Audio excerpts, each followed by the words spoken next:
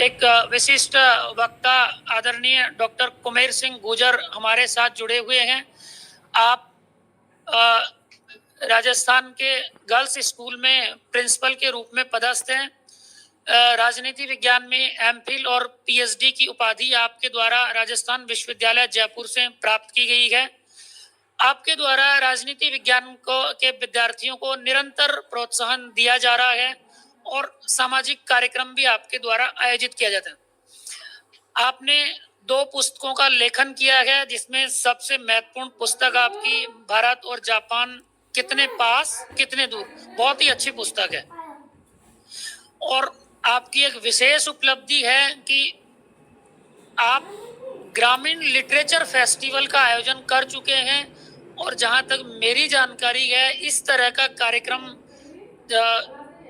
पाठ्य पुस्तकों में या इंटरनेट के माध्यम से जहां जिस दिन आपने आयोजन किया, मैंने सर्च किया, कई जगह पूछा भी, लेकिन कहीं नहीं मिला। नया इनोवेटिव आइडिया जो आपके द्वारा शुरू किया गया है, निश्चित रूप से सराहनीय है।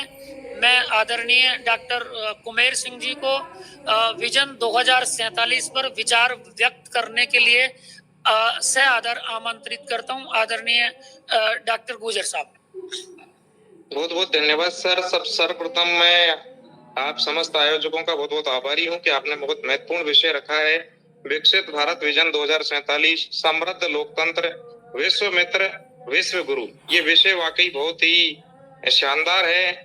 2047 में जब हम आजादी की 100वीं वर्षगांठ मनाएंगे, तब हम विकसित भारत का विजन लेके चल रहे हैं, वो हमारा पूरा होगा। ये विजन नरेंद्र मोदी जी का एक समग्र राष्ट्रीय पुनर्जागरण का एक दर्शन है, जो हम समस्त नागरिकों को, चाहे वो शैक्षणिक क्षेत्र से जुड़े हों, चाहे वो किसी पद पर हो या आम नागरिक हो, एक नई ऊर्जा प्रदान कर रहा है। जैसा प्रधानमंत्री नरेंद्र मोदी जी ने एक कार्यक्रम में कहा था कि यही सही जगह है। आपके टॉपिक के अनुसार विश्व मित्र, भारत विश्व मित्र बनेगा। पूरे संसार के जितने भी देश हैं उनमें, जैसा मोदी जी ने कहा है, उन्होंने किसी अन्य संदर्भ में कहा था, पर मैं इसी संदर्भ में कह रहा हूं, यही सही जगह है और यही समय है, सही समय है। एक अन्य कार्यक्रम में प्रधानमंत्री नरेंद्र मोदी जी ने कहा कि यही समय है, सही समय है, हम सब नागरिकों को जागरूक होना चाहिए।